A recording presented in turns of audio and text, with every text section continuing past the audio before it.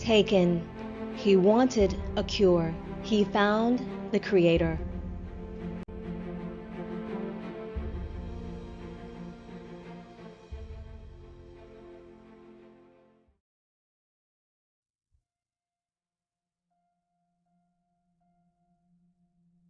Chapter 6. Contention.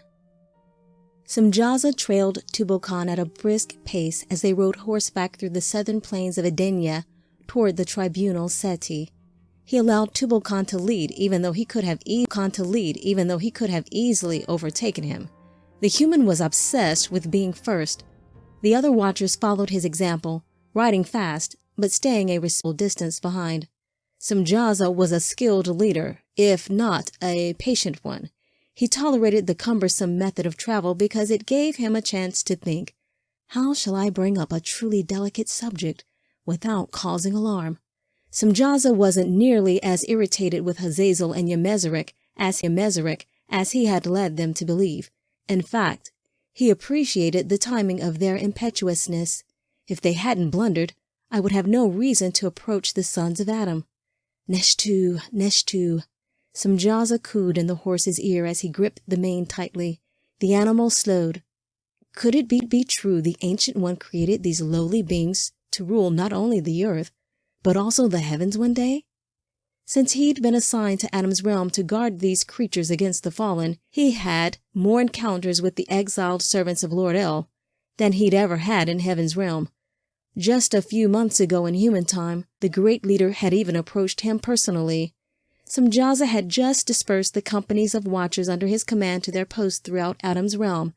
It was hard not to be honored by the unexpected visit on Mount Arata, even though the great leader was no longer in the good graces of the Ancient One. And Samjaza was only a captain, an ex-member of the High Council without invitation, especially not Lord El, who'd also held the office of covering cherub. Even so, he planned to ignore him as instructed. But the accuser had said something that caught his attention. It was an intriguing question, really. Absurdity indeed. Yet, Samjaza conceded while he watched Tubal-Cain charge further ahead. He might have a point that deserves reckoning. Memories of that conversation pricked his conscience. Why do you suppose the Ancient One has not granted us offspring? The great leader asked almost rhetorically. The men of flesh produce we men of fire and spirit have none, although we are fully equipped to do so. Even as we speak, some son of Adam is reproducing through his helpmeet. Another pleasure we are to be denied, might I add. Soon they will populate this entire realm. Then what? Shall this lowly life form become greater than we sons of God who were from the beginning? Captain Samjaza, you are a reasonable man. Consider my point. I have committed no great crime other than to state what is obviously true. I have only the highest regard for the Ancient One. I only wish he regarded us enough to give us freedom as he has the humans. Perhaps the Ancient One is afraid of our freedom. In retrospect, Samjaza was embarrassed at his lack of a response. He hadn't even tried to defend his father. The Ancient One afraid? Never. Complete absurdity. He would never withhold any good thing from us. We would be allowed to have children too at the right point, and with a comparable companion such as the woman, if that was necessary. Of course we would. Samjaza had put the ridiculous idea completely out of his mind until last night. Tubal-Cain's quest made him think, if the sons of God were indeed compatible with these creatures of dust, it just might work. They could redeem the humans and fulfill their desire to procreate. Maybe this was the will of the Ancient One. Peva! Samjaza spoke briskly into his mount's ear. He tightened his grip on the long white mane, urging the animal to gallop full speed. There is only one way to find out. How did I get down here? Enoch stretched. Faint memories of strange voices, lights, and a garden of glowing men faded as he regained his bearings. Rushing water churned by, sending a fine mist his way. The jagged cliffs of Avonland peeked through the treetops into the soft orange glow of sun's birth. Praise the light! The stranger must have led me through the cave to the valley. Enoch grabbed his sack, stuffed to the brim with alru, and made his way toward the river. If he made good time, he could reach the tribunal settee by Sun's Peak. Enoch washed quickly in the cool waters, never taking his eyes off the precious bundle. Funny, I could have sworn the alru fell out of my pack. He shuddered. The memory of the dark, winding tunnel returned, and his gratitude for the stranger. I hums to the celebration. Everyone came to the annual harvest festival. The sons of Adam and daughters of Eve were numerous now. Only the wisest elders and Medici healers could recite them all. Most were too busy toiling in the fields and with SETI life to pay attention to genealogies and such. But once every sun cycle, they made time to remember and reunite. Enoch increased his pace to a run, anxious to hear the tales that would begin at sunsleep. The creation of Father Adam and Mother Eve, the tale of the speaking serpent who deceived, the mysterious cave of hidden treasures, the birth of Cain and Abel, and, well, days flared when Abel was remembered, and Father Cain condemned. Again. 6 generations later, the tribe of Seth resented Father Cain and his offspring even more. Enoch sighed. Things could have been so different had Cain heeded the warning.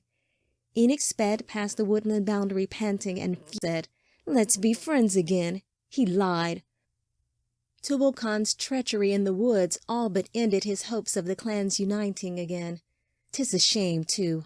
All Cain's offspring didn't show disregard for the Ancient One. Naamah is the fairest of all the daughters, and gentle, too. So unlike her fairest of all the daughters, and gentle, too. So unlike her thick-headed brother Tubal-Cain. Enoch sighed. He might have pursued a union with Naamah, but the elders of Seth discouraged it because of their marked one. So he chose Dinah, a good woman of Seth's lineage, instead. Dinah's a fine wife, Enoch encouraged himself, full of a wise Medici indeed. How many times has she soothed my aching limbs with one of her fragrant baths? Too many to count. Yes, Dinah is a fine wife. Enoch ran from those thoughts, dashing as fast as a gazelle through the plains. Back home, back to Dinah. He sighed. Something inside protested, but she is not Naamah. Enough! He reprimanded himself. Why meditate on what can never be? Focus. Enoch zipped past the rolling hills. The familiar surge of light energized his limbs as he neared the settee. The sack full of alru knocked rhythmically against his back, keeping time with his steps.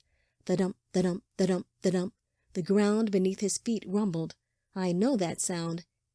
Enoch risked a quick glance behind. Horses! They were coming from the rear at full speed. Praise the light!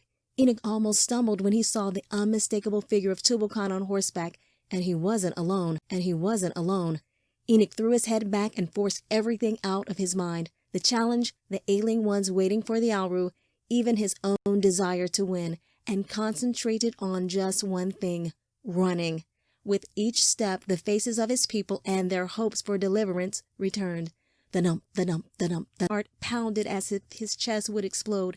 Elders adorned in bright robes chanted in the distance, cheering and waving their arms. The horses kicked dust around him. The scout blew the horn of triumph. A young boy of no more than 30 ran up the lookout post, grabbed a banner and held it high, waving it in large arcs. Tears of relief flowed down Enoch's flushed cheeks. The blue flag with the ivory lion whipped in the wind. It was the banner of Seth. Enoch collapsed and kissed the dirt. Thank you, hidden Father. Father Seth led the council, weaving his way through the crowds toward the commotion at the settee gate. As the shouts grew louder, he stuffed his heavy headdress under his robe and tucked the loose strands of his silver mane behind his ear. His wife said the absence of color from his hair made his lionless face even more pleasing. She said the weighty adornment was worth every bit of discomfort for the order it commanded. Come now, woman, he scolded Azura. I am an old man now, he protested, but she shoved the covering on his head anyway and said it never hurt to dress as if there would be an occasion. He took it off as soon as she was out of sight. That woman. Looks like the 7th delivered after all. A council member congratulated him. Wise choice indeed. Father Seth beamed. His tribe's banner was flying high. Azura was right. Well done, Enoch. I demand an audience. Tubal Khan raised his fist, still winded from the hard ride. I appeal to the High Council. The Ancient One has favored me with a great revelation. I have proof of the Ancient One's favor. Enoch grasped a handful of Alru and waved it in the air. We weren't sent to get a revelation. That's telling him, Enoch. His fellow tracker slapped him on the back at the sight of Alru. I can't wait to get me hands on some. A giddy Medici shouted and did a somersault. The festive crowd whooped with delight. Aye, woman, do 2 more like that and I'll give you some of mine, an elderly man hollered. A group of youths lifted Enoch into the air, tossed him high and chanted, He sought, he fought, and he got what he ought. Enoch! Tubal Khan shouted over the ruckus. The Alru you get will one day run out. Then what? Another dangerous trek to the Forbidden Lands? No. I swear by the Ancient One, I have found something better. What could be better than Alru, Tubal Khan? It is a gift from the Hidden Father. You should be grateful he granted us more. Why sulk as your father Cain would? I have met the challenge justly. Admit it, cousin. The Ancient One chose me. I say they settle this like real men. Tubal Khan's father yelled, tossing him a spear. Fine. Enoch dropped his sack and whipped out his dagger. You can call me bearer after we mend your wounds with Alru. If you live that long, Tubal Khan said, jabbing at Enoch. The crowd was so captivated by the anticipation of a challenge, they didn't notice Father Seth until he donned his colorful headdress and pounded his staff on the ground. The people parted like wheat from chaff.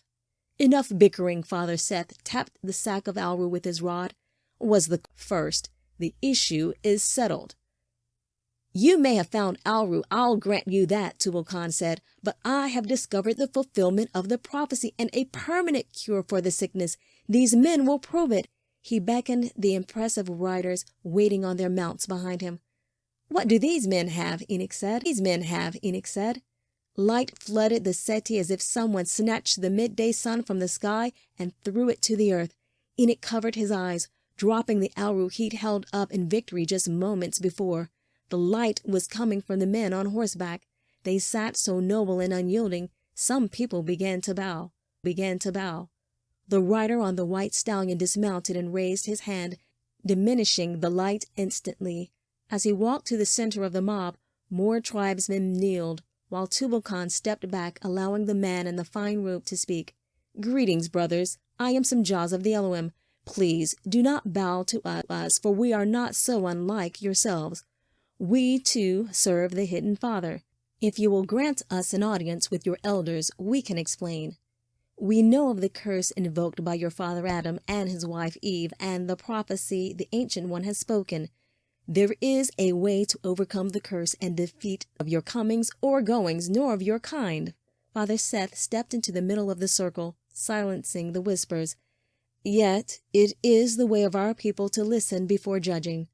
Father Seth spoke slowly, emphasizing each word as he stared down the rowdy crowd. The High Council will hear the appeal. The High Council will hear the appeal at the Circle of Unity. The other elders donned their headdresses of authority too, making them appear almost as tall as their visitors. Looks like Azura's been busy. That woman always was wise. Sabasi, please welcome our guests and provide for their needs. Seth's order sent maidens with worn leather bands around their waists scurrying, while 2 young men dressed in similar garb appeared silently to aid Samjaza's men with buckets of water and food for their horses. After you have been refreshed, Samjaz of the Elohim, our Sabasi will escort you to the Circle of Unity. Your graciousness is welcome like the dew upon dry petals, Samjaza said with a nod. At his cue, Hazazel, Yemezarak, and the others dismounted to follow the Sabasi to their accommodations. One of them, a woman, approached Samjaza quietly and offered a cup of steaming liquid. He turned to dismiss the servant girl. Much gratitude to... The pleasure is mine. As the woman curtsied, long dark hair tumbled in waves over her shoulders. Do you require anything else? She waited with her tray still out. Not yet. Samjaza studied the woman until she blended in with the other Sabasi workers, preparing a long wooden tray laden with fruits, vegetables, and freshly baked aladi cakes. "What has you so distracted?" Hazazel said. "What?" "I've been trying to get your attention," Hazazel said. "Didn't you hear me calling you?" "Well, what is it?" He continued watching the young woman busy at her task until she drifted from his sight. "Will we stay through the eve? Our accommodations are quite acceptable." Hazazel led Samjaza into the oversized shelter where Yemezrik already sat with the others, drinking a cup of bittersweet. Yemezrik passed him a mug of steaming brew. "So, no harm done, Captain?" "None at all. Your error may prove to be my great fortune." Captain Samjaza leaned back onto the cushions and raised his mug to his comrades. Here's to progress." "Quick, find cover," Azam whispered, pointing to a small grove of trees. Anami and Delmar slipped into position as the men on horseback dismounted and followed the humans to a large tent. Captain Azam settled himself as comfortably as he could considering the numerous weapons concealed in his robe. Knives, daggers, swords, and even axes for chopping were neatly strapped down by a series of strings so Azam could access them quickly with a simple tug on the belt, cinching his robe. Those who did not know him saw the elaborate sash as mere decoration. Angel. Those who did know him knew better. "Looks like Samjaza and his men," Anami whispered. "Why are watchers gallivanting around in plain sight of humans?" "They could have special orders, I suppose," Delmar said. "They would have to be special orders indeed to be so bold." Azam tensed. Captain Samjaza was speaking with a distinguished human adorned with a golden sash and headdress. "What is he saying?" Delmar said. "Can't tell. I could access the one mind, but that would alert Samjaza. He is adept at recognizing signatures." "Exactly," Delmar said. Samjaza is known for stealth. He is a keen one." "Why can't we just—" Anami stared at the branch where Delmar had been. Only two rapidly changing golden eyes could still be seen. Delmar's limbs meshed into the tree's branches. "I say, quite admirable, Delmar. Very creative." "We don't want Samjaza to spot us." Delmar pressed his back into the tree, completely camouflaged. Lamech seethed as he searched for the strangers lounging in the Soka's tent of honor, waiting for an audience.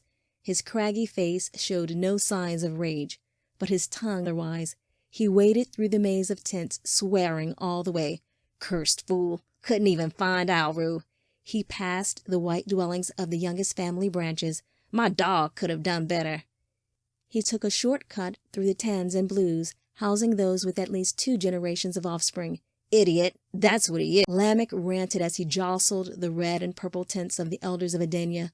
Finally, he barged right through the green shelter of the Medicis. Every tribe possessed at least one. But at the annual harvest, all the Medicis combined their tents, forming a protective band around the 33 golden Soka. He snagged a few fair shelter into the revered inner courtyard, reserved for the seed of Eve's womb. "Cursed Tubal-Cain, fool." Lamech eavesdropped a while, then spat at the Soka tent before he stalked away. "He should have brought Alru, not guests to be served." Lamech's wives scattered at the sound of his black mood and foul mouth. The 2 women dropped their bulging pots full of laundry and leftover stew and fled to the safety of the lesser tents. Lamech ignored them. "Foolish women, a nuisance if any." He gripped the rod of cane tightly, pressing it firmly into the ground as he made his way to the circle of unity in the heart of the Soka sanctuary. Now that his son had failed the tribe, their present options were bleak. His plans to rule Adam's realm, for his tribe's sake of course, would now be delayed if not completely ruined. With Tubal-Cain selected as the bearer of the seed, he would have provided counsel and guided his son, gently of course, from the background. "Cursed fool! These Elohim had better prove themselves or I will kill the..."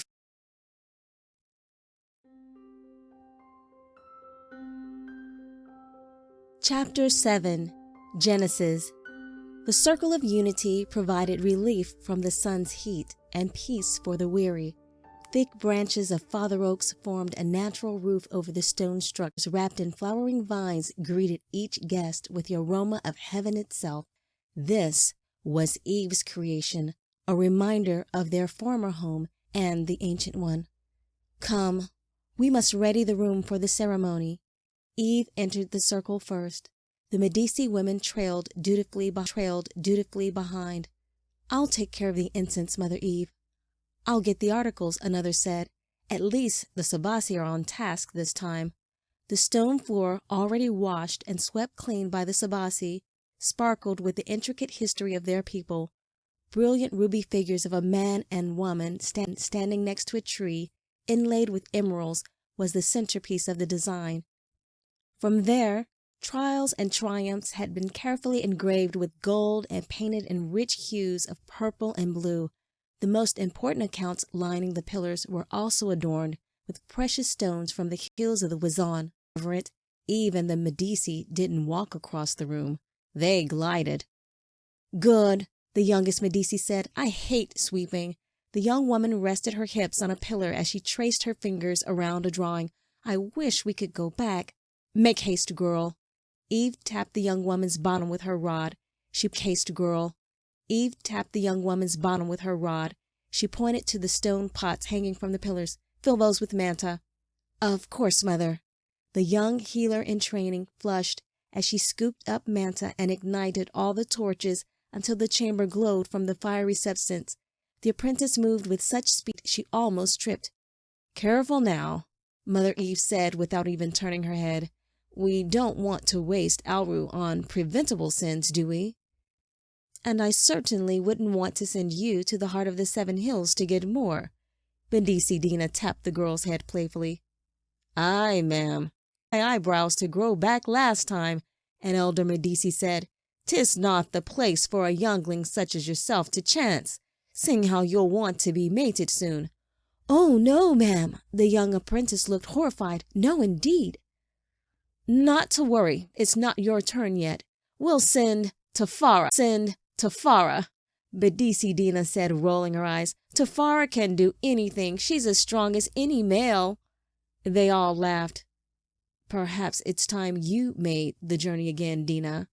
Mother Eve stopped as if she would send the woman on the task that instant. No. Eve waited a moment. Last sass is what I say. When the room was full of clicks and clangs again, Eve addressed the youngling. Remember, girl, think first, then act. That is our way. And the only way to prevent decay, the girl completed the rhyme. I will be more careful next time, Mother Eve. The Medicis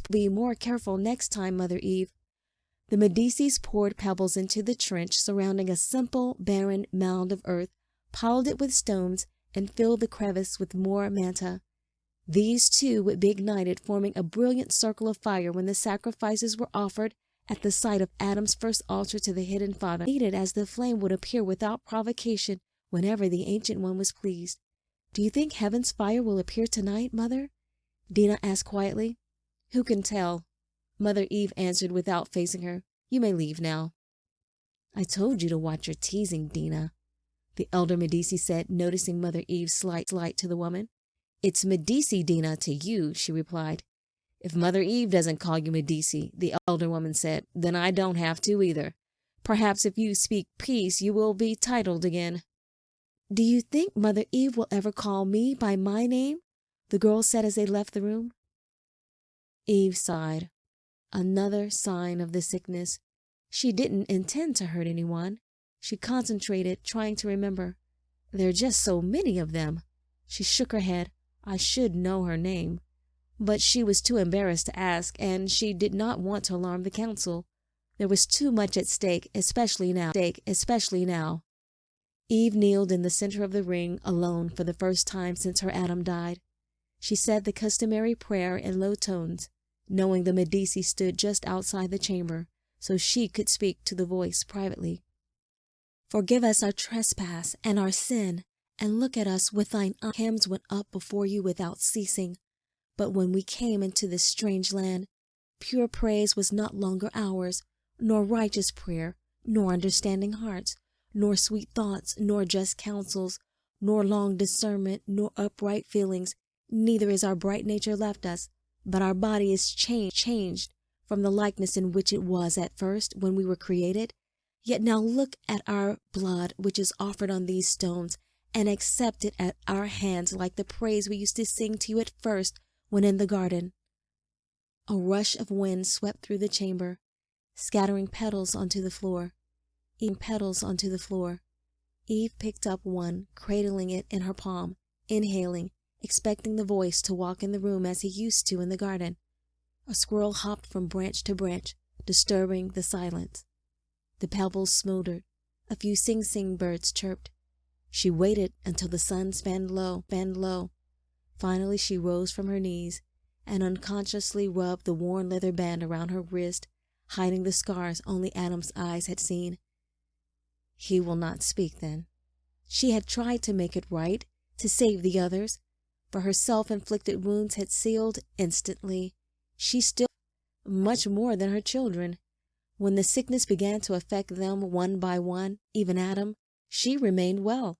She had no strange marks or blemishes on her strong limbs, save the ones she herself had caused. Her sight was keen, hearing sharp. Not even a strand of silver lined her thick brown hair. Only now and then darkness came from inside. Nothing could lift it.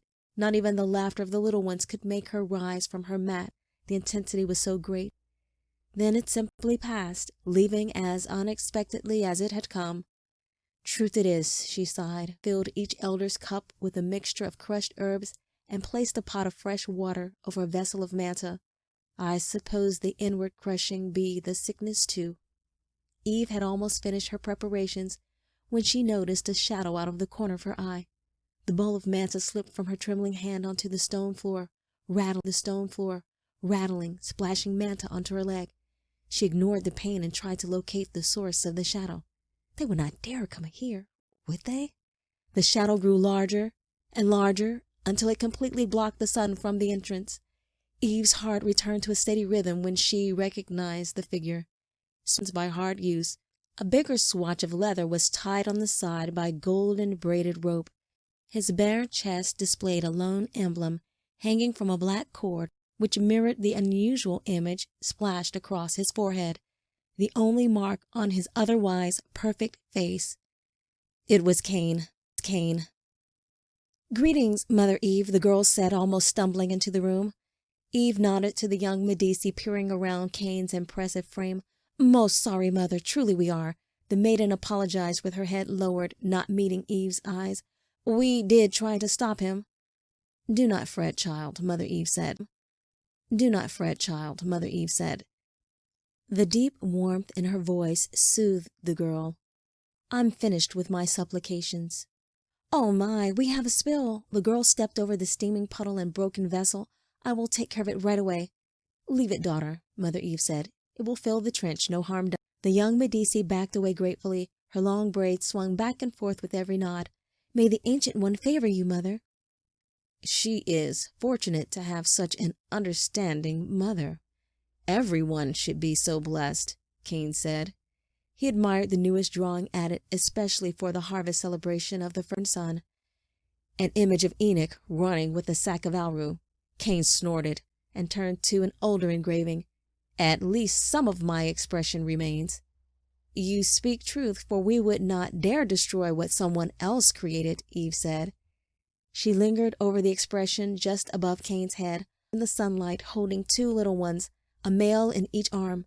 "If only you had asked." She placed her hand on his shoulder. He backed away. "By Adama's blood, Mother, did you think your actions would not have consequences?" "Me? My actions had nothing to do with your sin." Her face flushed at the accusation and with shame. He'd only said what she felt. "This is all my fault." "I tried to love you, but you caused nothing but sorrow. I wish you had—" Eve stopped abruptly. Father Seth and his first sons were approaching the chamber, and the sons of Cain followed close behind. "I'd like to hear you say it for truth." She faced him, chin up, jaws set, her eyes battle-ready. Their resemblance was striking. Her sons, born just blinks apart, were as different as earth and sky. Abel had always been so adorable, so pleasing, such a joy. His presence had erased the pain of their punishment. Cain, the stronger of the two, had been a difficult child. He challenged everything, even the will of the ancient father. She and Adam had tried to treat the boys fairly, but it was obvious. Abel was the favored one, and Cain knew it. Blinked first. Cain abandoned his persistent gaze, satisfied for now, and took his seat at the tribunal. "Greetings, Elder Seth." Mother Eve embraced her son as the other firstborns showed respect one by one. "Always a joy, Mother," Seth said, brushing past Cain. Eve studied her offspring as they entered the chamber to Adam's now vacant seat. "Is your heart well, Mother?" Dinah slipped past Eve and draped the covering reserved just for council meetings over her head. "As well as can be expected, Medici Dinah," Eve said.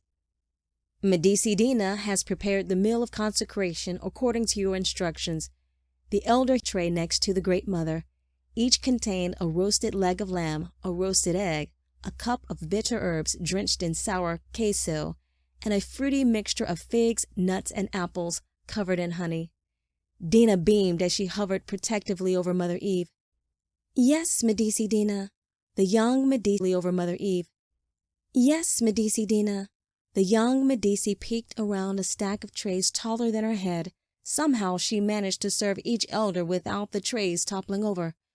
"Now we just need the cups of union for the sealing," Medici Dinah said. "Where's that Tafara? She should have brought them by now." Girl swung around too quickly, spilling a little of the queso on Father Lamech. "Foolish girl," Lamech said. "We need my Naima here. She knows how to serve." "My apologies, Father Lamech." The girl blinked to prevent tears. Eve rapped the table with her rod, shaking every tray. The tip caught Lamech's hand. He snatched it back, rubbed his fingers, and glared. "Greetings, honored children of the hidden Father," Eve said. She stood resolutely before the firstborns. "Let us come before him now, and may he knit our hearts as one." Cain, Enoch of Cain, Ired, Methusael, Lamech, the twins Jabal and Jubal, and Tubal-Cain of the tribe of Cain all sat on one side of the circle, while Seth, Enosh, Kenan, Mahalalel, Jared, and Enoch faced them on the opposite side. Abel's seat of honor remained empty. "We have assembled this day on the 12th cycle of the first harvest sun to commemorate the last sacrifice honored with heaven's fire, the sacrifice of Abel." Eve held the tray containing the elements high while the Medici stood by her. "The lamb sacrificed to cover our sin, the egg given to bring new life, the bitter herbs of our exile, and the sweet fruit of hope until the prophecy is fulfilled." As the elements were served, Eve and the elders answered one by one, "Aye, let it be so," one by one, "Aye, let it be so," until all 16 had spoken for his tribe. "Now that we are one," Eve said, clasping her hands together as she walked among the elders, "we will declare the bearer. Since Enoch has brought back the Aru and fulfilled the challenge, he is the obvious choice." Disgruntled murmurs rippled through the chamber.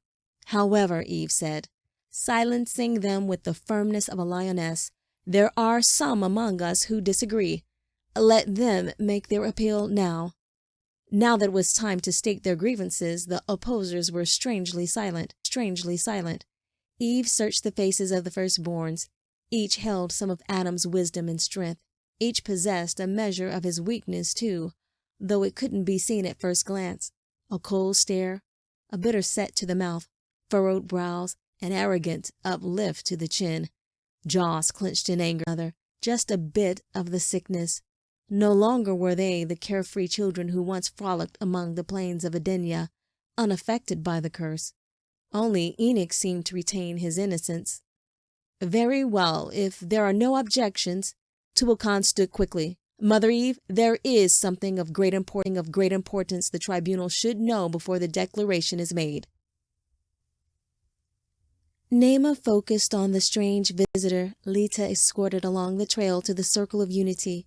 Her eyelids were half shut as she pretended to be busy preparing sticky alati cakes for the communion meal. She didn't want to in the handsome guest, who stood a full head taller than he. She sighed. A woman who could gain his affection would be favored for truth. "You would do well to focus on your task, Sabasi," a lilting voice said just behind her. "Oh!" Nema dropped the mushy dough onto the dirt floor. She swirled around to face the woman. "Tafara, you startled me."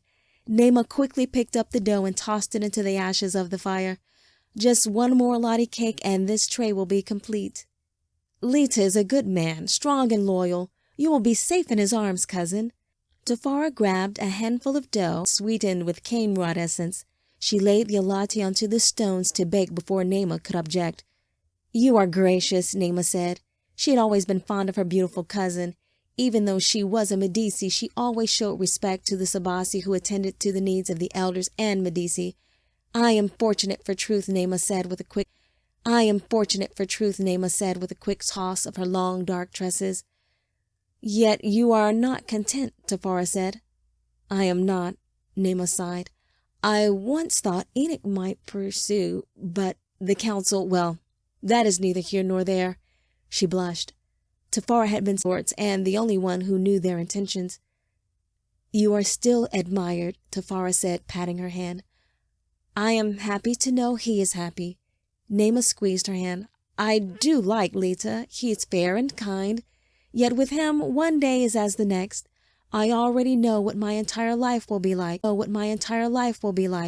It will be like today, making a latte, loading trays." Nema dropped to one knee, bowing low. "Yes, Father Lamech. My pleasure, Father Lamech." Tafara's sandy brown curls bounced uncontrollably as she laughed at her cousin's imitation of Lita. "So he is consistent and submissive traits." "No. Lita believes that one day Lamech will grant him a role on our council if he serves him well. But he doesn't know my father. Lamech despises weakness. His faithful obedience only lessens his chances of ever leaving the Sabasi for a position of leadership in our tribe. It is unfortunate your father's eyes are shaded," Tafara said sympathetically.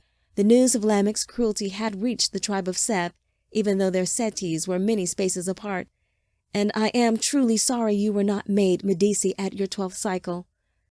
Nema stared down, reorganizing the completed tray.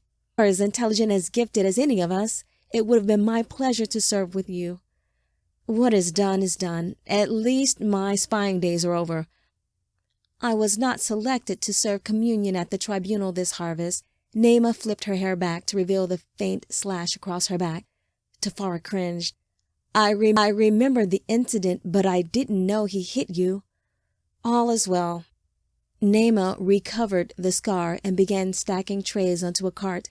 "He did not appreciate my confession to the tribunal, but I would rather take a lash than spy for my father." "You are admired among the elders of Seth," Tafara said. "Even Enoch praises your honesty. I cannot imagine my father asking me to search private dwellings and eavesdrop." "Father Seth is honorable," Nema said. "Lamech is—" Nema blushed, not wanting to criticize him publicly.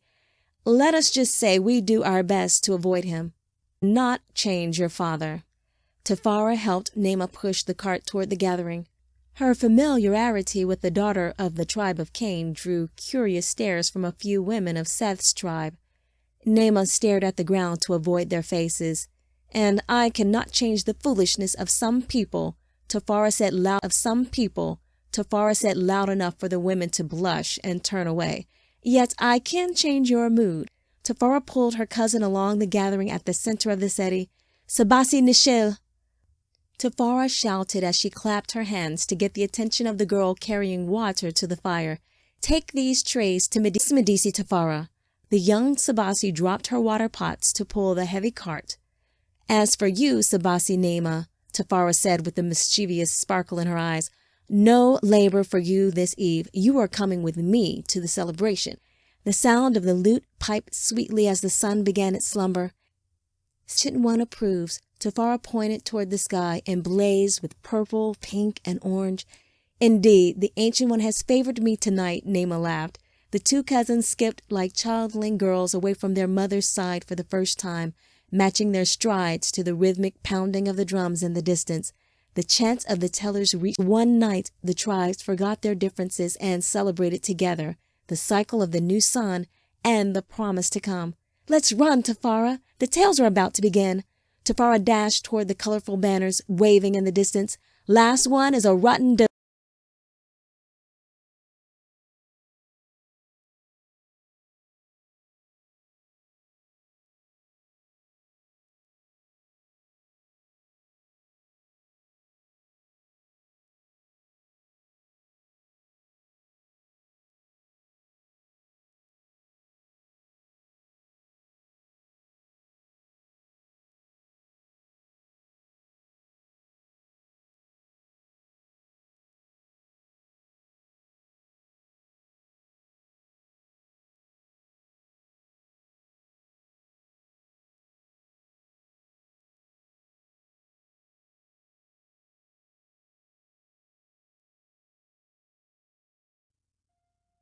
Chapter 8. Deception. Let us give Tubal-Cain our ears and open hearts. Eve stifled the objections from the tribe of Seth. Speak, son. If it pleases the tribunal, I have asked Samjaza of the Elohim to speak on my behalf, as he is the one who shared this great knowledge with me. Mother, Father Seth interrupted, he and his men claim to be sons of the hidden Father. I am aware. Eve held her hands to her heart and nodded. Give him the center. The elders of the tribunal stood while a Sabasi male led Samjaza into the chamber. He nodded graciously as his flowing white garment cut a path through the colorful tunics of the elders. El Nebas te Nava, Samjaza said fluently in Adam's tongue. May the Ancient One show you favor as you grow in knowledge of him. Samjaza assumed the talebearer's role. Last sun sleep, my officers Hazazel and Yemezerek stumbled upon Tubal-Cain in fierce contest with the rebellious wolves of Avonland Forest. Injured and outnumbered was he when my men spared his life through the skill of the bow. A piercing head wound and vicious bites brought your son passion on him and shared the virtue of the hidden Father that heals. When Tubal-Cain regained awareness, he told us about his hunt for Alru and the sickness that now spreads among your people. I realized our meeting could be no chance encounter. The elders seemed skeptical but curious. The one called Lamech peered at him. Elders seemed skeptical but curious. The one called Lamech peered at him, eating his every word. No, Samjaza said with a grand sweep of his arm. He raised his voice confidently and pointed at Tubal-Cain. The Ancient One allowed us to bring this son of Adam from the brink of death as a sign to you, near. Muffled whispers filled the room. Deliverance from the curse. Can this be truth? Even Eve's carefully neutral expression belied a hint of eagerness. The Ancient One spoke the prophecy 7 ages ago in the garden's first tale, did he not? Samjaza asked. He promised the serpent, saying, I will put enmity between you and the woman, and between your seed and her seed. He shall bruise thy head, and you shall bruise his heel. You believe that one among you is the bearer of that seed. You believe a son of Adam will crush the serpent and destroy his power. But I assure you this is not truth. Barrett rebuked the visitor. Several elders, including Father Cain, stood and banged their staffs in protest on the circle floor. Honored ones, please hear, Samjaza said hurriedly. Calm yourselves and allow me to bring light. A slight nod and stern look from Great Mother Eve stopped the motion to dismiss the guest.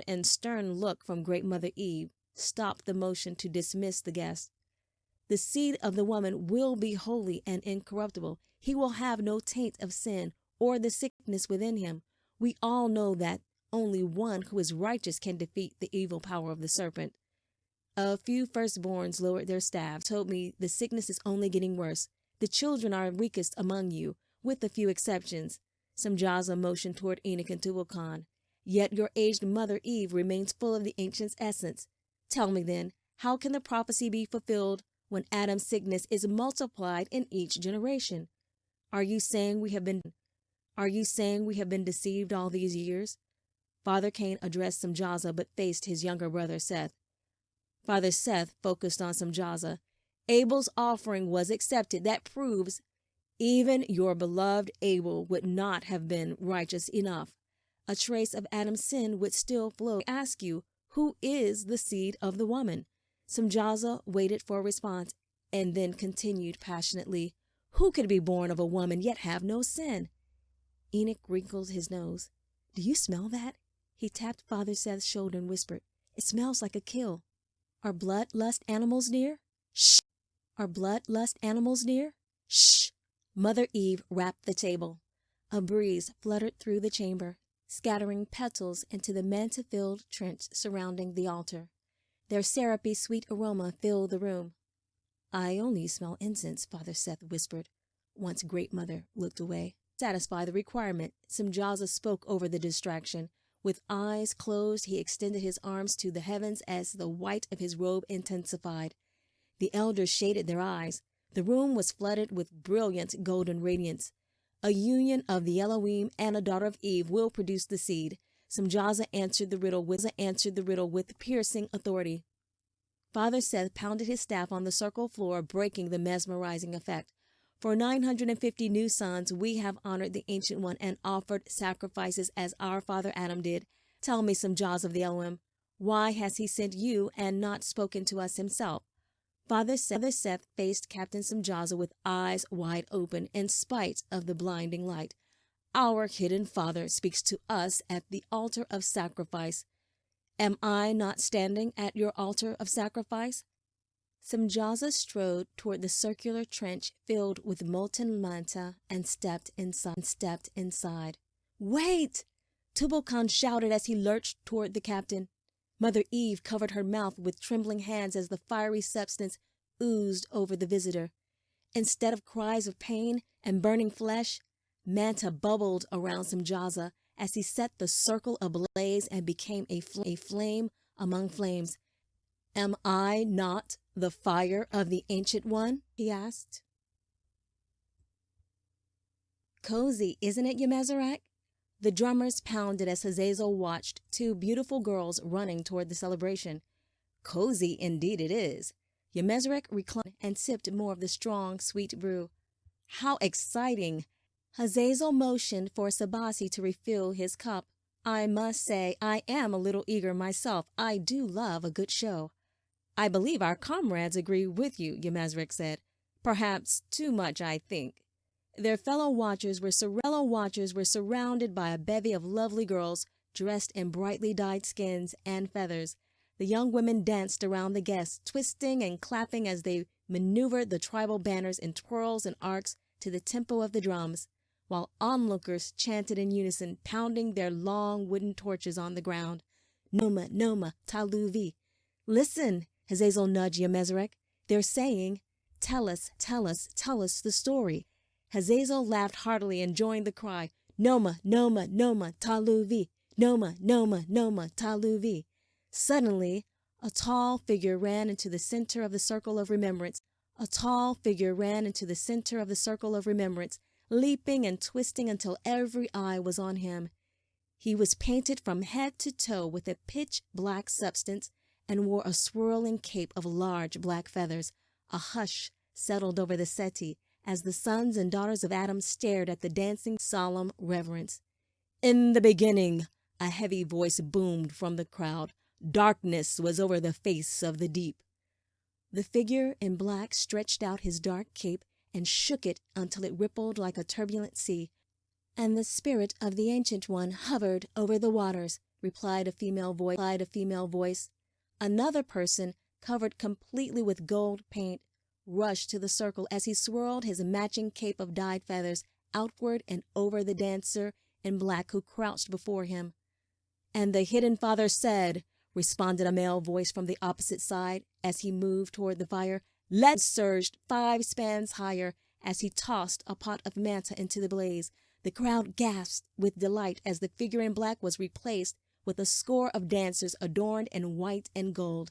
Delmar gasped too as he fell back, almost exposing his camouflage deep within the flames. Nice touch. Almost exposing his camouflage deep within the flames. Nice touch. He chuckled at his clumsiness. I can't believe a simple trick like that made me stumble. From his vantage point in the heart of the bonfire, he could see everything. Delmar grimaced. Hazazel, Yemezrek, and more of some served them food. Curious. I perceive no fallen in the vicinity, so why do they reveal themselves? Mother Eve. Enoch faced Simjaza, who still remained in full blaze in the fire of sacrifice. If I may answer? Eve may answer. Eve waved her hand, beckoning him to the center. Since our father Adam and Mother Eve first fled from the Ancient One's presence in the garden, the Ancient One has only spoken to us after a sacrifice was made. Reluctant grunts of agreement stilled the fluttering in the pit of his belly. His knees were continued with more force.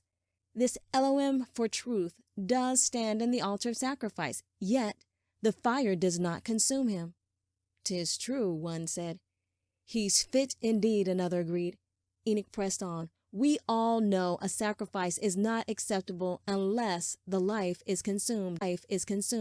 He may be a son of the Ancient One, but we have been deceived before. Was it not the serpent's cunning speech that enticed Mother Eve, then she, Father Adam, to reject the will of the Ancient One? We cannot rely on mere talk for such a great matter. We must hear from the Ancient One himself. Enoch ignored Elder Lamech's stony glaze as he took his seat. Praise the light. At least they're thinking now. Honored ones, please listen. Simjaza smiled as he stepped out of the fire. The Ancient One would not kill the very gift sent to redeem you from the curse. If you reject his mercy, you will truly be beyond hope. Someone decided to applaud, but stopped when no one else joined. Someone else coughed, breaking the awkward silence. Finally, Mother Eve stood. If all hearts are free and all wisdom shared, she paused, waiting for any objections, then the tribunal will decide. Mother Eve clapped her hands twice. Instantly, a Sabasi appeared. Please escort our honored guest, Simjaza of the Elohim, to the celebration. Yes, Mother, the young Sabasi bowed. Enoch and Tubal Khan, Mother Eve faced the two rivals. Your courage is honored, and we owe many thanks to you. Please, leave now. We shall declare the will of the Ancient One by son's birth.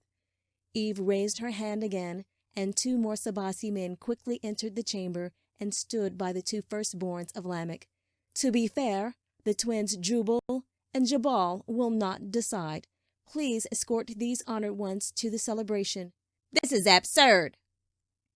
Lamech banged his staff against the pillar and thrust it in Father Seth's face. You've been conniving again.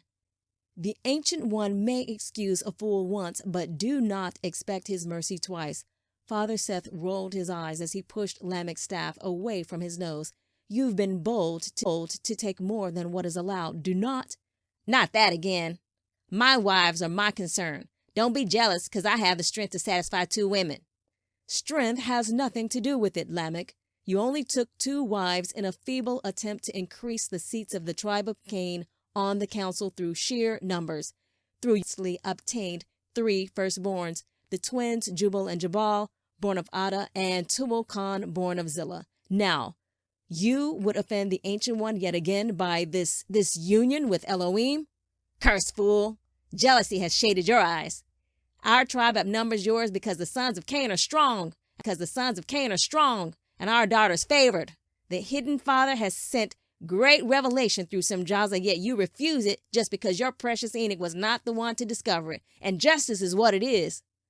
I am glad you want justice, Eve said smoothly, because Father Cain will also be escorted to the celebration. Since death prevents Abel from his rightful place on the council, it is only fair that Cain be excluded as well. But, Lamech protested.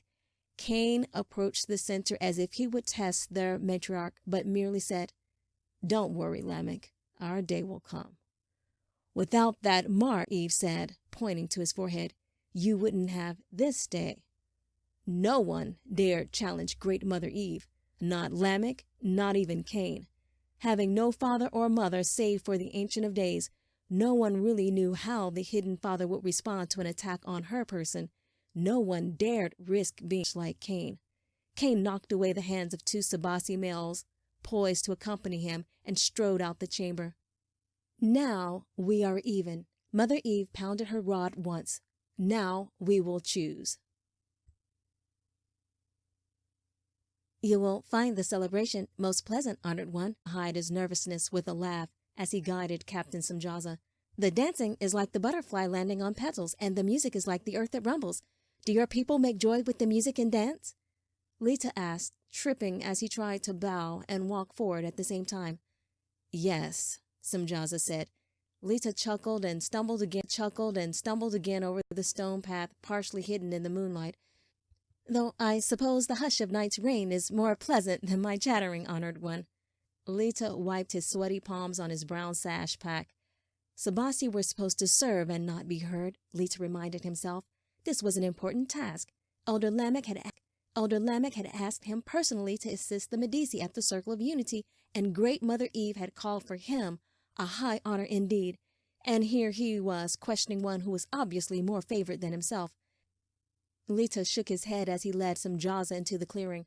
I will not make that mistake again. I will make sure he is well taken care of, and he knew just the Sabasi who could do that. Nema. With her gentle spirit and care, the great Samjaza would forget his blunder, and perhaps Father Lamech would not hear of his insolence. Elia te benu benisi, Leta said gently as he bowed before the two women in the until greeted. Now do you understand? Nema mouthed the words over her intendant's prostrate figure.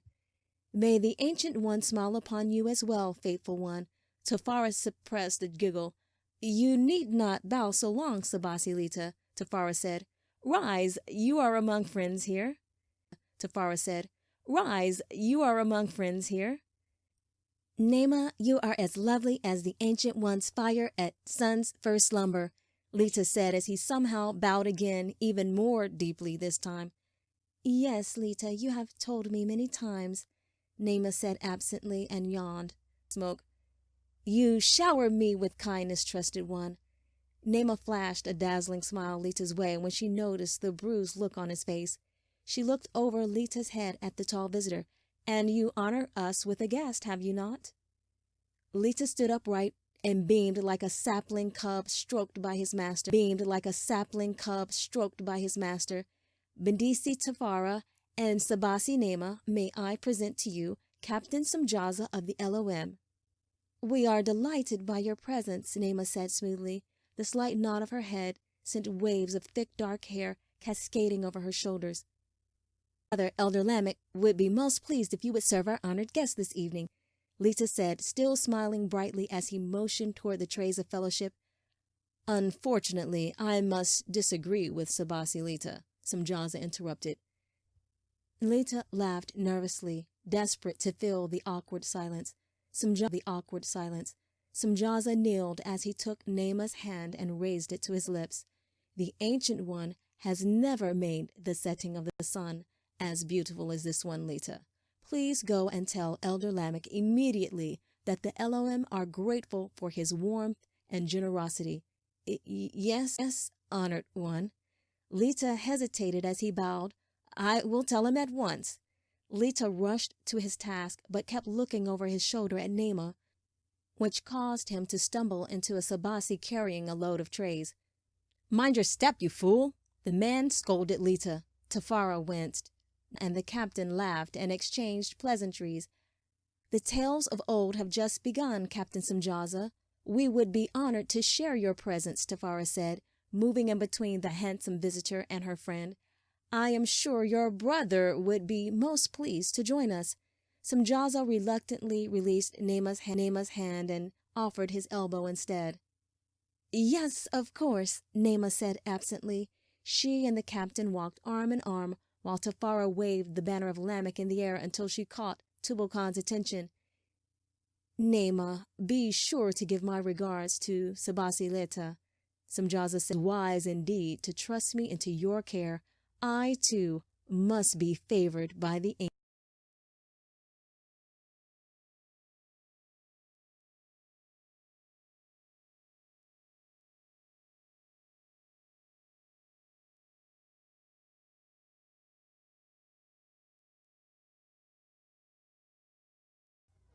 Chapter 9. Revelation. Enoch slapped his hand against his thigh, keeping time with the beat of the celebration. Thump, thump, thump, thump, thump, thump, thump, thump. He passed a few younglings at the fire. Even without seeing the dances of old, the rhythmic pulsing still told the story. Every tribe knew the language of the drums.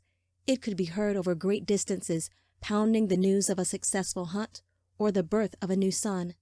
Sounds like the talebearers are repeating the creation now. Enoch left the noise of the Seti center and its well-lit paths. The dark trail leading to his tent was just ahead. For once, he was glad his dwelling would be empty. "Now, Enoch, promise you'll meet me for the tales, and don't forget to check on the boys," Dinah had said as she gathered her things for the stay at Great Mother Eve's. "I won't be able to get to know how she is, and the other Medici are just helpless without me." Enoch smiled when he saw his youngest daughter's doll on the trail. He brushed off the dirt and stuffed it into his pack. "Father, can we go, please?" When he had hesitated, the girls begged even more. "But who will cook my meal? Who will draw the water?" he teased, scooping each one up and swinging them around. "Oh, Papa, you know the hidden Father will help you," his smallest daughter insisted. "That is truth indeed, and for such a response you may go." Enoch stepped over the stack of wooden blocks left in the middle of the floor. Not blocks, Papa. This is a tower. A real watchtower for real Neshpanel," his young sons had insisted, swirling around in their hooded robes. "With it we can fight any beast who comes our way." They chased each other in circles around Enoch, dashing and pouncing and swinging invisible daggers into the air. Enoch picked up a small hooded robe, folded it neatly, and laid it on the pallet nearest the fire. "Methuselah said he would teach us to fight like real Neshpanel at the gathering. All the youngling boys are camping out with the scouts this eve. Can we go too?" When Enoch hesitated, they begged even more. The eldest boy said. "And refill the manta," another chimed in. "The forerunners have been brushed and fed." "Well, I suppose you must go since there's nothing for you to do here." They jumped in circles around Enoch with imaginary daggers held high. "But you must promise to do chores for the scouts." Enoch gathered a few logs laying close to the pile and stacked them back on top. We will do all they say," the boys chanted. They filled their sacks in 5 moments flat and were standing at the door waiting for their mother. "My, that from the best." "You are a good mother, Dinah," Enoch said. "I have to be," Dinah said. "Dinah, I know my journeys make life hard for you, but it will be worth it, I know." Dinah smiled weakly as she ushered their younglings out. "Come now, your father will want to have this place to himself for his supplications." Enoch sighed. "I'll make it up to her." He felt a quickening inside from the one mind. "Well, I'll try to make amends." The warmth intensified. "For truth, I will at least ask the hidden Father to help me." The feeling subsided with the familiar tingling. Enoch smiled, glad for a chance to regroup before joining Dinah at the festivities. He cherished these times alone to seek the Ancient One. The presence was coming. Enoch rushed to find the articles. Where are they? Dinah must have cleaned my quarters again. After a quick perusal, he found the small jar of myrrh, the pouch of incense, and the smooth rod inside a worn leather sack stuffed into an old chest. He rubbed the rod with a soft tattered cloth until it gleamed in the light of the full moon. This golden rod from the Cave of Treasures, a special gift from Great Mother Eve, was his most valued possession.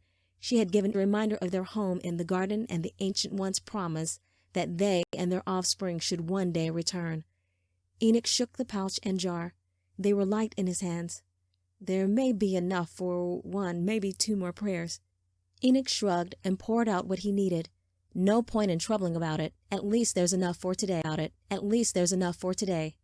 Enoch knew other firstborns whose jars and pouches were still full. Once he asked Tubal-Cain about his. "Only a fool would waste his birthright on the altar of sacrifice, especially when the Ancient One has not required it," his cousin said. Enoch hated to admit it, but even his father Jared thought he was being too extravagant, laying resins on the altar to the Ancient One on his 13th birthday. The others were afraid to use it. knowing that once the special gift delivered to Adam and Eve by the angel Gabriel was gone, there would be no more. They always waited for the right time to use it. It never came. Enoch took a deep breath and laid the incense on the manta-heated stones surrounding the lone golden rod in the center. Sparks burst from the amber-colored chunks and flickered into flames. He sprinkled a bit of the myrrh over the small fire. Bittersweet puffs of smoke filled the tent as the oily substance caught fire. Enoch lifted the flap overhead to let the aroma drift toward the heavens.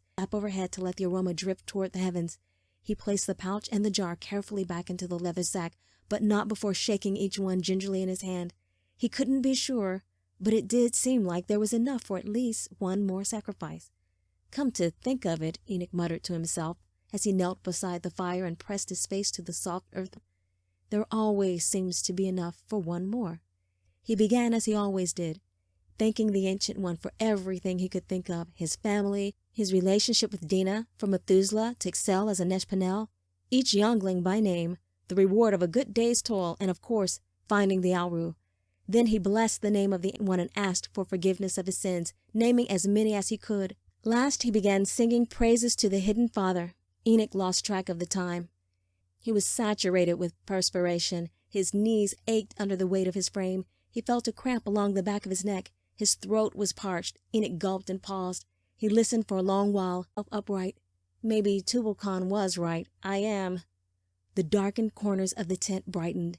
Enoch rubbed his eyes as 3 men appeared before him, sitting around the fire. "Greetings, Enoch, son of Adam," the man said. His tawny skin looked as ruddy as Enoch's own. If Enoch didn't know better, he might have confused him with one of his uncles. He couldn't say the same for the other 2 men on his right and left. They were unusual. One had skin so dark it blended into the night, making his brilliant blue eyes stand out all the more. The other's flesh was as fair as the pale sands along the shores of the Pishon, with eyes the color of the grassy meadows of the 7 hills. He had seen a few of the tribesmen bearing a strange appearance in eyes such as these, but it was rare. The council still hadn't decided whether these signs were a blessing or a curse. Those who did look different were treated with caution. Enoch opened his mouth to speak, but only a raspy whisper responded. "Be at ease, man of dust. The Ancient One has heard your prayer," the pale man said. "We have been sent to reveal the mysteries of the hidden Father and his sons. Because you have sacrificed that which was not required, the Ancient One has granted you vision to see that which has been of the sweetest water, and his sight sharpened to the point where even the minute grains on the ash surrounding the fire stood out in fine detail. Soft golden light emanated from these men as he stared into the fire. Enoch squinted and leaned forward. Men were fighting within the flames. There were hundreds, no, thousands of them, too many to count. Vast mountains rose on either side of the fiery valley in which they fought. One man stood out above all the others. He was glorious in appearance. Precious stones adorned his garment, and brilliant light came forth from him. He commanded his men to charge the mountain in a voice that bellowed as the horn. Many men, also bearing the light, attacked the hordes, but they could not defeat them. The battle raged on. Enoch leaned closer to the fire, almost singeing his burning cheeks, but he could not pull away. He had never seen fighting so fierce. They used rods of sharp metal, curved and straight as they hit and swung at each other. When the instruments fell, they wrestled, kicked, punched, and pummeled each other with great blows. Still, neither could defeat the other. Finally, a great burst of light appeared in the middle of the battle, more radiant than all the others, and from that light a voice spoke, and the sound of it was like thunder from without and within. "Cast him out!" A man watched as a fierce warrior of terrible countenance seized the glorious bejeweled one and threw him toward the heavens until he could be seen no more. The one which was thrown screamed and cursed the great light, but could not withstand it. "And the rebellious ones with him," thundered the voice again. Now every man led by the great warrior seized the ones they fought against, and also threw them toward the heavens. Their shrieks and profanities echoed angrily through the flames, so distinct and tangible. Enoch looked around his tent, expecting to see the furious ones crashing through.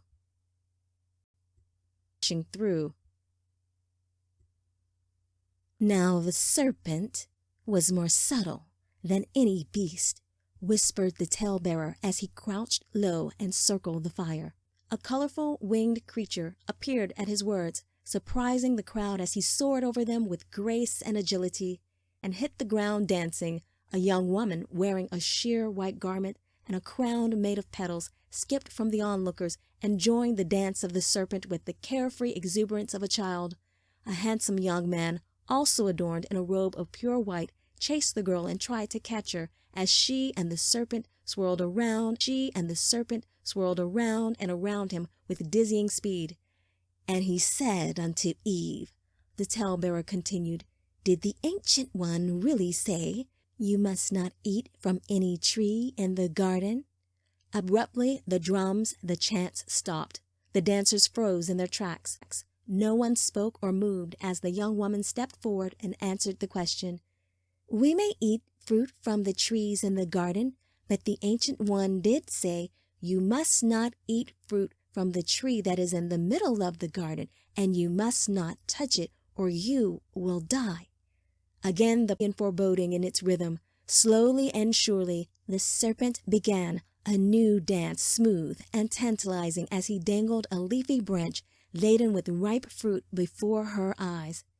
You will not certainly die, for the Ancient One knows that when you eat of it, your eyes will be opened, and you will be like him, knowing good and evil, the talebearer said. The young woman leaped for the fruit again and again, but the serpent kept it just out of reach. The young man sat silently and watched. After many attempts, the young woman seized the fruit and shoved it triumphantly into her mouth. She gave it to her handsome companion, and he too ate. Enoch stared into the flames again, shaking off the chill from the hatred in those eyes he had seen in the fire. The glorious one who had been defeated fell with force into a dark pit that gleamed from the heat of a fiery substance. Manta, Enoch whispered. He looked on, though he wanted to tear his eyes away. Somehow he was able to hear the thoughts of the enraged being and experience his emotions as if he himself had been the one conquered and thrust out. Enoch saw the glorious one burn and seethe with pain as his beautiful countenance was marred by the intense fire. Yet he did not die. One by one, the men who fought for him fell into the pit and experienced the same fate. They screamed at their leader with bitter reviling as they writhed from the excruciating bellowed as he shook his fist upward, "But I will save you and restore your beauty." The furious one climbed upward, leaving behind the shrieks of terror. He clawed his way up a steep ascent until finally he reached a cool, dark place encased in stone. Light poured in from an opening. He shielded his eyes, now accustomed to darkness, from the light as he walked toward it and peered out. The being beheld a beautiful garden. The creature laughed uncontrollably, although Enoch thought it sounded more like a snarl. "He cannot even keep me from his precious garden. He is not all-powerful." The glory, covered with gross burns, ran toward the garden, yearning to cool his inflamed skin in the rushing water flowing in the distance. With great pain he reached it, diving head-first into its clear depths. He resurfaced, confused. Instead of cool refreshing, he felt nothing, not even moisture. Rage within, he sloshed out the water to the trees nearby, full of ripe fruit. He plucked one, shoving it into his mouth. No sweet flavor, not even the texture of the fleshy fruit could he discern. A stunning creature strolled by and took fruit from the same tree, smiling with pleasure as he consumed it. Cold fear fueled his anger. How dare he walk past the great leader without showing homage? The furious one lifted a hand to strike the handsome face. Instead of a satisfying smack, his hand swung right through the man, who walked away as if he didn't even exist. The furious one stared at his hands in horror. "You will not defeat me!" He raised his fist to the bright heaven, yelling curses, but stopped when a colorful winged creature sailed by, carrying something more beautiful than the man in the garden. They landed in the crystal river with a splash, laughing as they went. The striking man-like figure did not seem to notice him. but the winged creature did. The young man and the young woman faced each other, staring in silence as the tempo changed seductively. Together they imitated the other's every move, came forward, each carrying a fan made of fig leaves, and duplicated the couple's moves. One at a time, they placed their fans around the couple until they were hidden from the tribesmen. "Where are you?" the talebearer boomed over the pounding drums. The dancers lowered their branches so the young man's head appeared above the fig leaves, as they stepped rhythmically around the pair. "I heard you in the garden and I was afraid because I was naked, so I hid," he replied. "Who told you that you were naked? Have you eaten from the tree that I commanded you not to eat from?" the talebearer asked. "The woman you put here with me, she gave me some fruit from the tree and I ate it." "What is this you have done?" the talebearer demanded, looking at the woman. "The serpent deceived me and I ate." The colorful winged creature appeared again, swinging back and forth over the crowds, somersaulting from vine to vine. The talebearer rebuked him as the people rose and sang in unison, "Because you have done this, cursed are you above all livestock and all wild animals. You will crawl on your belly and you will eat dust all the days of your life. And I will put enmity between you and the woman, and between your offspring and hers, and he will crush your head, and you strike his heel." The talebearer and the people reprimanded the young woman. "I will make your pains in childbearing very severe. With pain you will give birth to children. Your desire will be for your husband, and he will rule over you." The crowd singled out the young man as the talebearer led them in the chant again. "Cursed is the ground again. Cursed is the ground because of you. Through painful toil you will eat of it all the days of your life. It will produce thorns and thistles for you, and you will eat the plants of the field. By the sweat of your brow you will eat your food until you return to the ground, since from it you were taken, for dust you are, and to dust." Man and woman dropped their fig leaves, and each picked up a worn animal skin. They wrapped these around the couple and disappeared back into the sea of onlookers. The people all sat while the talebearer continued alone. "The man has now become like one of us, knowing good and evil. He must not be allowed to reach out his hand, and take also from the tree of life, and eat and live forever." The talebearer roared at the couple and chased them away. "Do you understand what you have seen, Enoch, son of Adam?" Anami asked. "I think so. The young man and woman in the garden, that was first Father Adam and Great Mother Eve, right?" Anami nodded. "For truth, I almost didn't recognize them until they ate the fruit. Their countenance changed after that." Enoch rubbed his arms as if the warmth generated would calm his fears. "Who was the furious one who fell into the pit?" Anami hesitated. This time the one with the ruddy skin like his spoke. "The furious one you saw was once called Lucifer," Delmar said. "He was a son of the Most High and the great leader in heaven until the thing which is not good was found in him. He was the most powerful and beautiful B'nai Elohim, the Ancient One created. Yet his beauty corrupted him, and he sought to take the glory of the Ancient One for himself. Now he's called Satan the Accuser." Enoch gazed into the fire once more, seeking another vision. The incredible images were gone, only flickering. Enoch recalled the vivid fighting, the terrible punishment. What were his accusations? "This you must learn for yourself," Delmar said. "What does he mean?" Enoch wondered, but said nothing, as one of the men seemed irritated and the other agitated. "I can tell you this, Satan dwells and also those who follow him," Anami finally said. "You mean the fallen?" Enoch looked over his shoulder as if one might burst through the entrance. "First Father Adam and Great Mother Eve told us the stories of how the fallen trapped them in the cave of treasures with fire, and how they led them to the top of Mount Arata and left them to die. Yet some other men came. The ones who helped your Father Adam and aging Mother Eve were watchers," Anami said. "Watchers? We are watchers too." Enoch stared into the eyes of the strange men. The fight with the great dactyl, the stranger, the treacherous escape on the cliffs, the memories came flooding back. The long dark tunnel, the wondrous river in the garden, they came flooding back. The long dark tunnel, the wondrous river in the garden, the Alru, the men of fire. The beloved. He took a sharp breath. It's you. Enoch, the beloved has sent us to help you, Anami said with a gentle smile.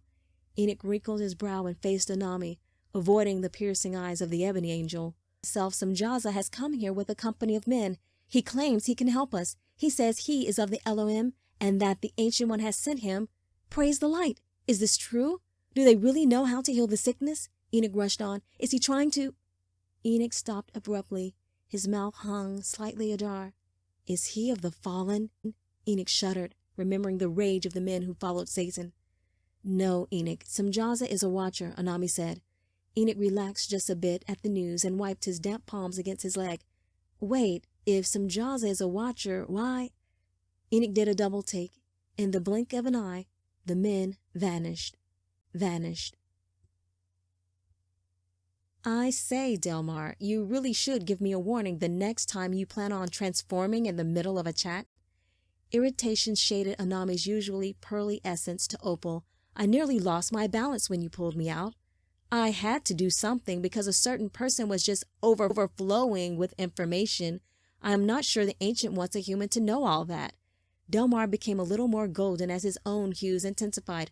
I was merely being helpful and encouraging, Anami said defensively, moving just a little closer to Delmar's face, not scaring the chap out of his mind with all that, you must learn for yourself. Yes, I have the wisdom to. Enough. Azam whisked a razor-sharp sword between the two. You both talk too much. A simple beware of Samjaza would have sufficed. Anami and Delmar backed away from Azam's sword, considering the point. Delmar looked away, abashed. Normally, he would have thought of that. Good fellow, that was a fine piece of sport there. I never saw the sword coming. You really must show me. Anami changed the subject as he reached for Azam's weapon. As much as I would like to play with you two, we've got work to do. Azam snatched his sword back. No one touched his weaponry. No wonder the beloved sent me along. Between yours, we'll miss our assignment. Delmar, since you can disguise yourself from Samjaza's men and any fallen, you go to the tribunal and report back. Anami and I will stay and guard Enoch.